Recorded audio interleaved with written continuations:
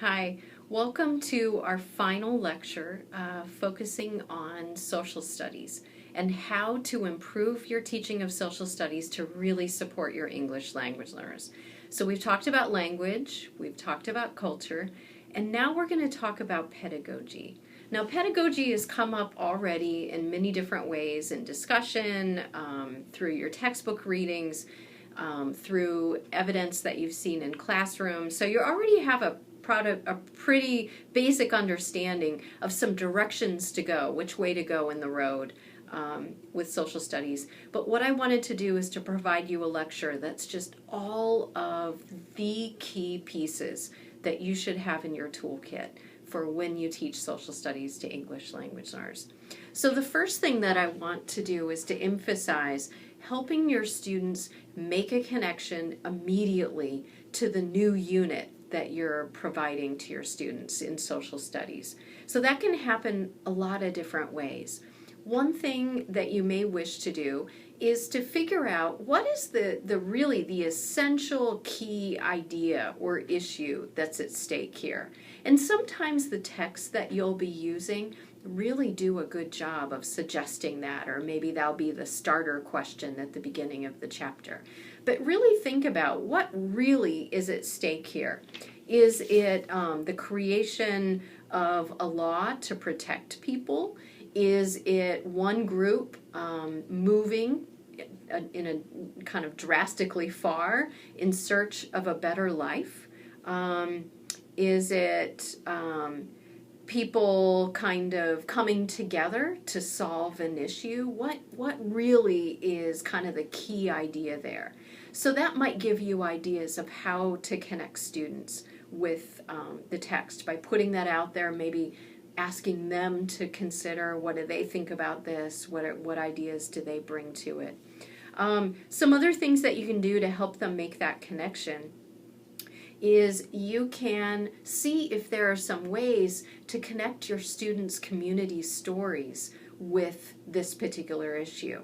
So for example, if you have a large group of students who are Korean, who are in your classroom, and you know, for example, that this community has come together and solved a really big problem using one specific strategy, then that might be something you could somehow connect with your curriculum.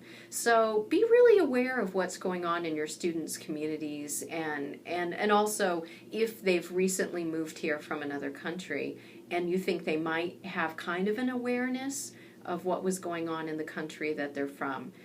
See if there aren't some ways that you can see to connect some of those, a student's story that they bring to the classroom with the story that you're trying to provide with social studies. Some other ways that you can connect students is you can do, essentially a KWLS chart, what you know, what you want to know, etc.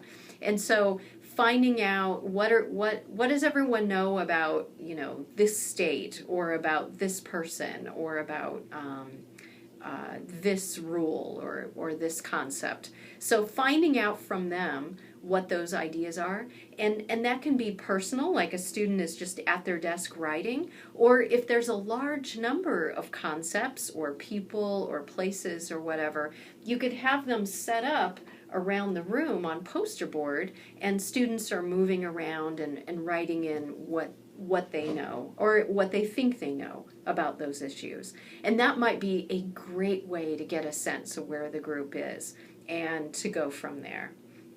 Another thing that you might want to consider doing, especially to support your English language learners, is to think about, are there any texts that are a lower grade level, so they're simpler English, they're written usually in simpler structures, that your students could access that would kind of help them preview what this social studies ideas, the new unit is going to be about.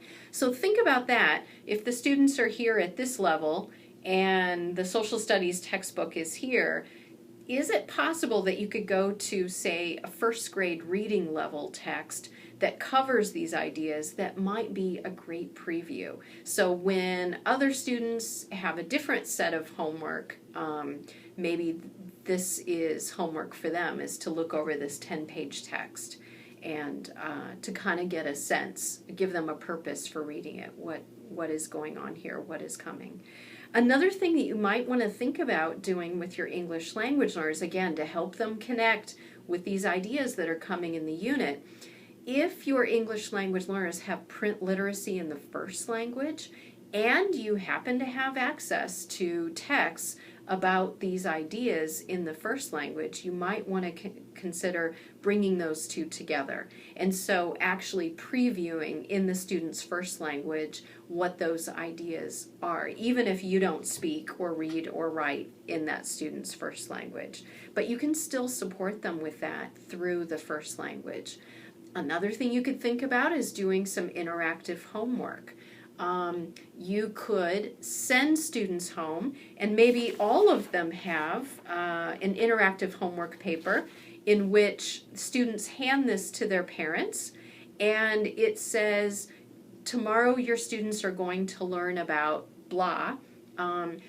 Please explain to your student in your home language what you understand or anything that you know about this topic.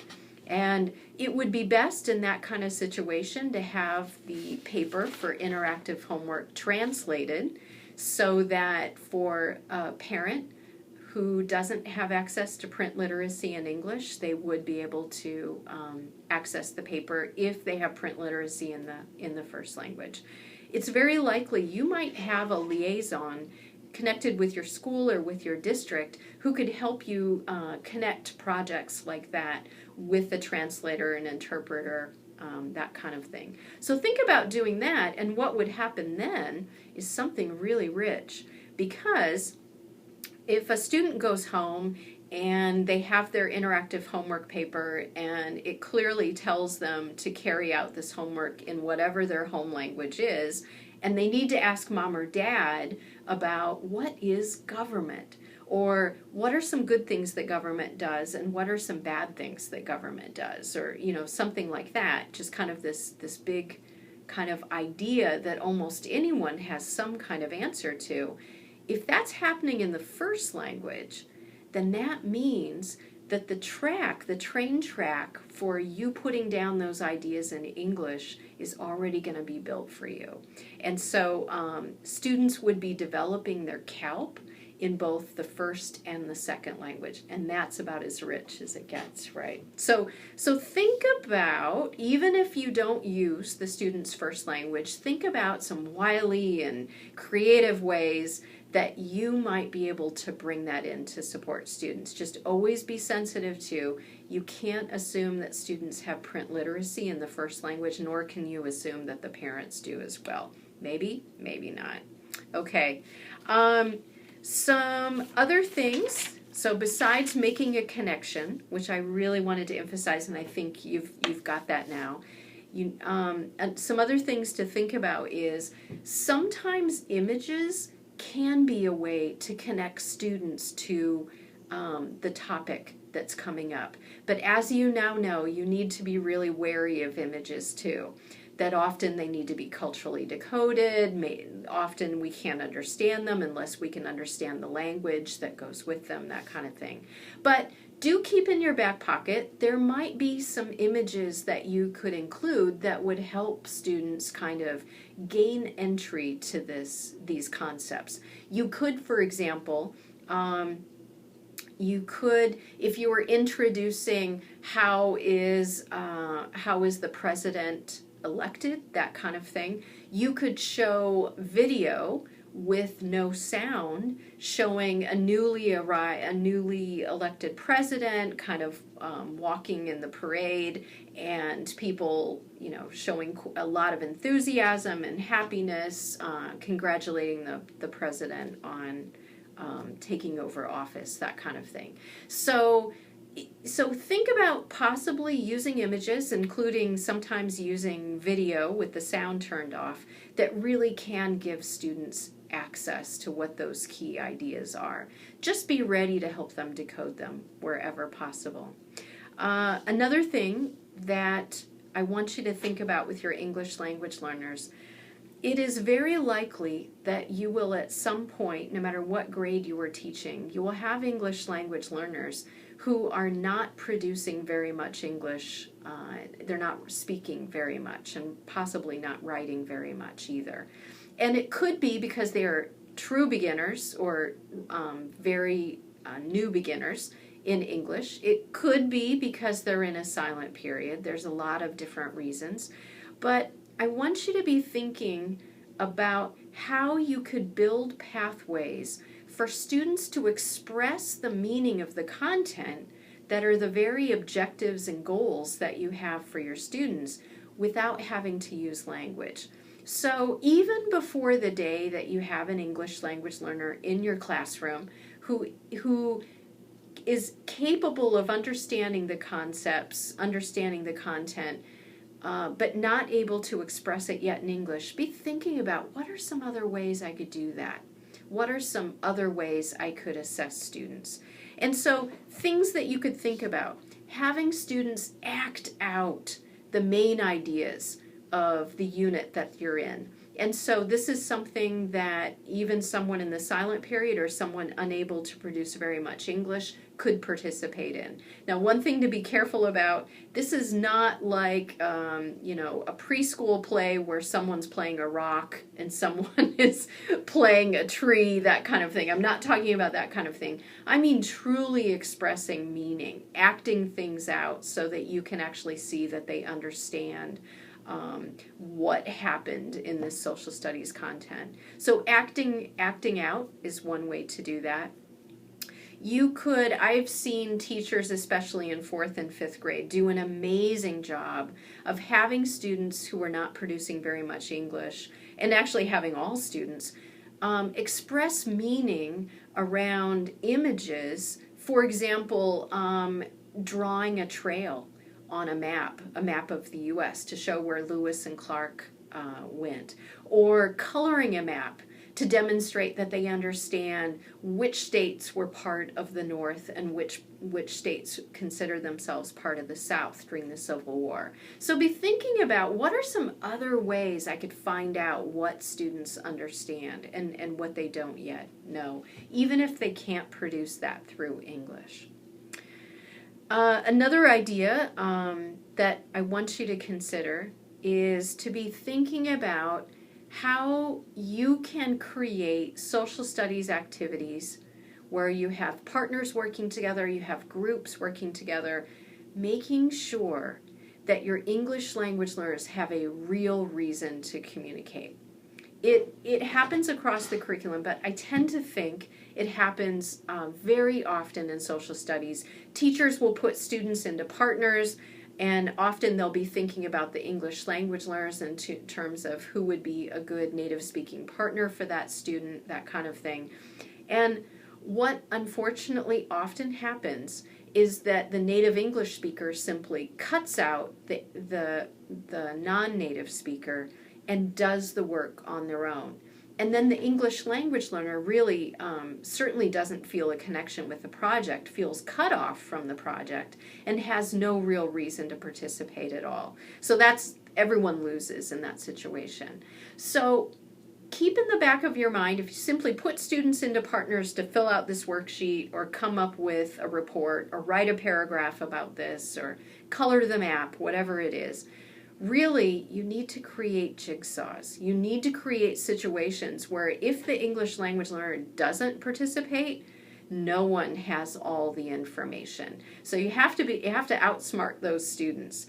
And so what is one very great way you could do that? Instead of assigning everybody to read the 4-page section of a social studies textbook, what if you divide that into 4 logical pieces? Everybody counts off 1 through 4. The 1s read the first part, the 2s read the second part, etc. And then you make sure that everybody has a clear understanding of what it is they need to understand about their part. Everybody comes in, all the 1s are put together, the 2s, the 3s, the 4s, and the 1s have to work together to make sure that they all came up with the same answer.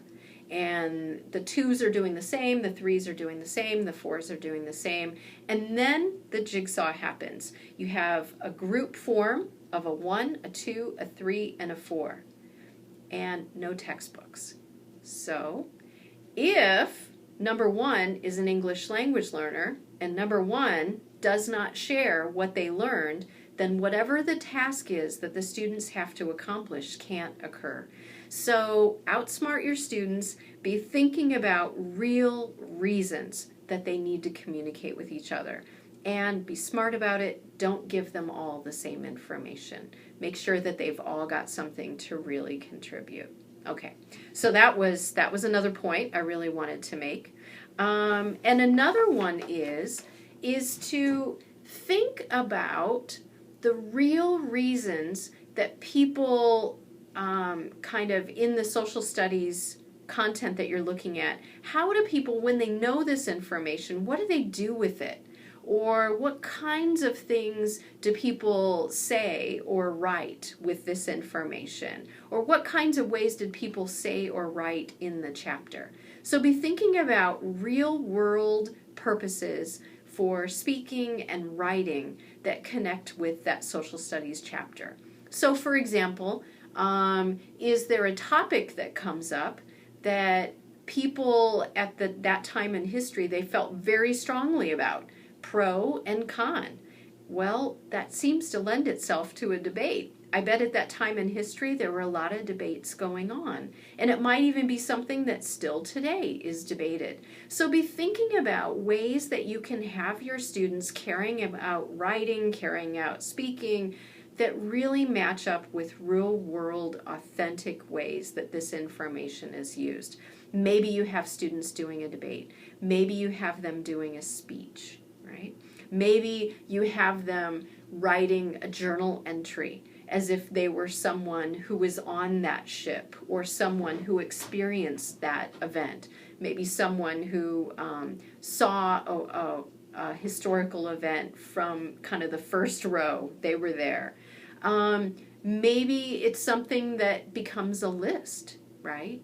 So, for example, when you're reading about American presidents, there's a lot of lists out there of who have been the best presidents, who have been the worst presidents, that kind of thing.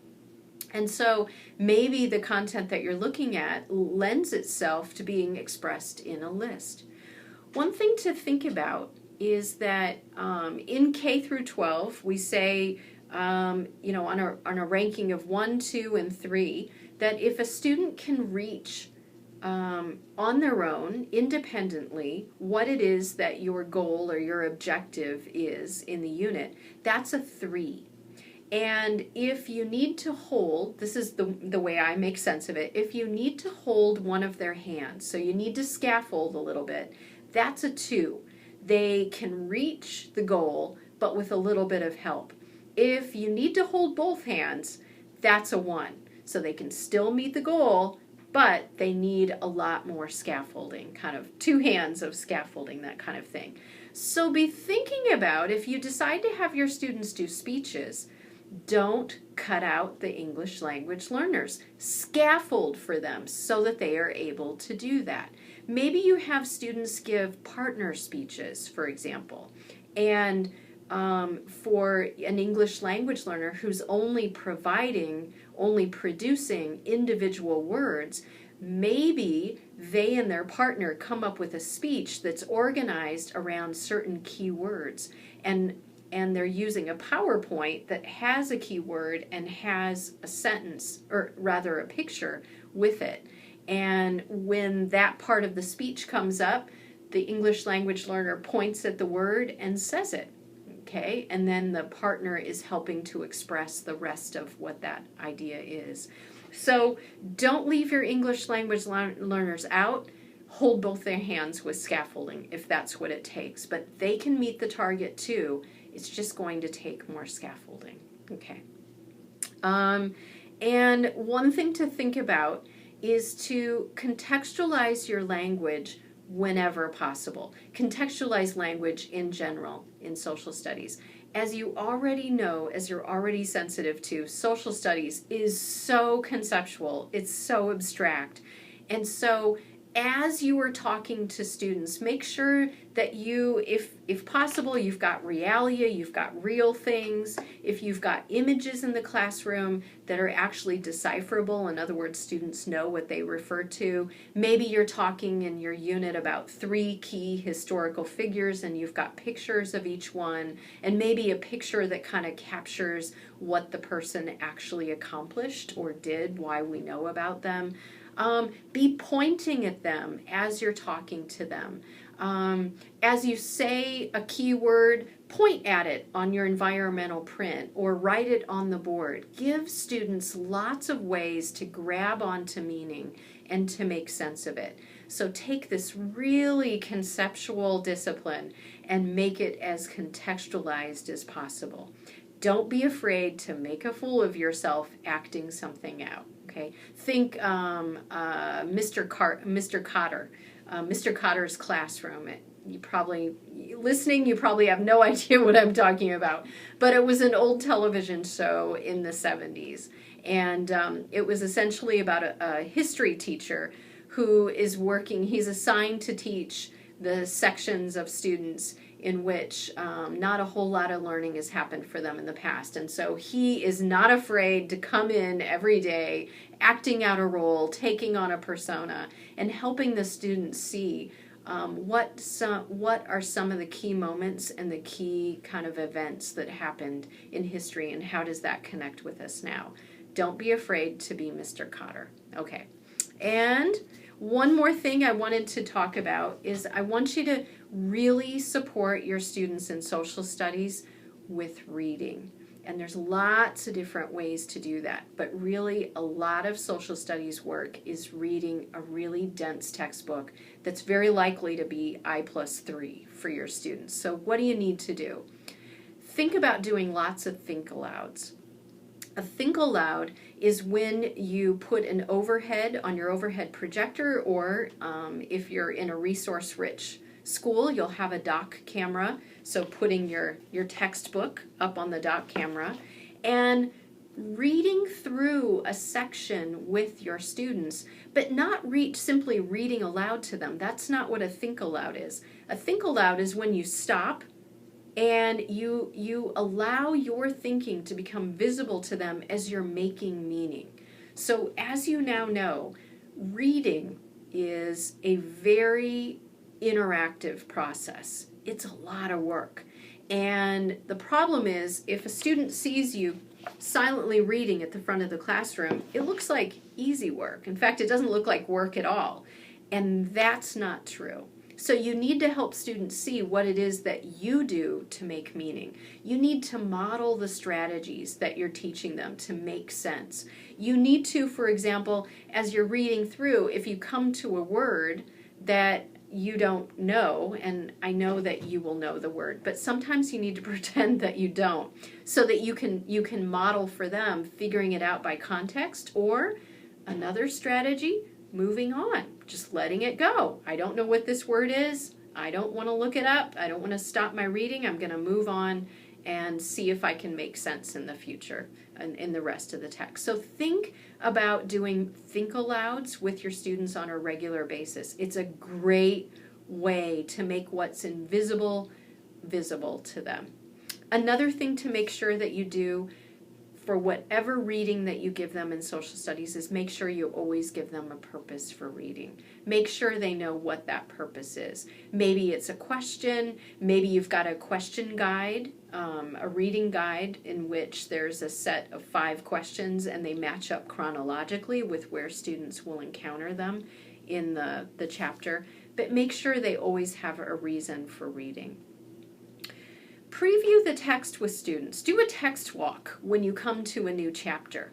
Make sure that they understand where the headings are, and they, wherever possible, use the strategy of turning a heading into a prediction about what they're going to encounter, or they turn it into a question that helps them predict what they might see there. Point out any landmarks. Are there any places, for example, where the social studies textbook chapter moves from kind of a historical story to a description of geography to a journal entry. Make sure they recognize, because your textbook is not going to do this for students, make sure they can recognize where those changes in direction happen and what to do, how to understand them and how to interpret them. If you think about it, a section that's like a journal entry, you would read in a very different way than you would read a description of a geologic or geographic description of a place. So make sure they know how to read those things. Consider making reading guides for your students. Maybe when you assign a new social studies reading, everybody gets a reading guide. But maybe your English language learners, depending on their proficiency level and where they are in their background knowledge, maybe their reading guide looks a little bit different. So if you're not comfortable having students stand out, and I notice that pre-service teachers often are nervous about treating English language learners differently in the classroom. That's one way to do it invisibly. If everybody gets one, but everybody gets one with their name on it, then you can ensure that the one that goes to this particular student kind of responds to the kinds of questions that they need that are going to help them make sense. And maybe it includes a glossary too, or maybe it includes a glossary and there are pictures to go with the glossary. So lots of different ways you can support English language learners, and it can be invisible to others as well. And another thing that you really want to make sure that you do before you assign a reading is to make sure that students have a clear understanding of what those concepts are that they're going to encounter. Remember, that's top-down concepts. Those big ideas that if you don't understand them, you're going to have a tough time making sense of the entire text. And vocabulary. Vocabulary are words just like concepts are, but they're not as key to understanding. So vocabulary, maybe or maybe not, you'll still be able to understand the overall idea of the reading with them. The concepts, they're connected to the key ideas. And so if you don't understand them, you probably will really struggle. Vocabulary is bottom-up support, and concepts is top-down support. So they often look very similar, but they're very different ways to support students. So never, ever spend too little time on pre-reading with your students. Make sure before you assign that social studies reading that you are spending the time that students need with that. Okay.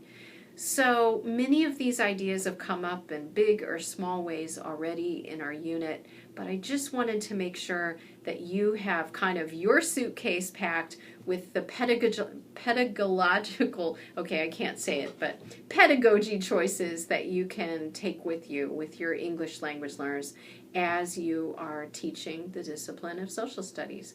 Okay, so I hope you enjoy the next step that we take in terms of some readings and videos, and then I will see you in the discussion.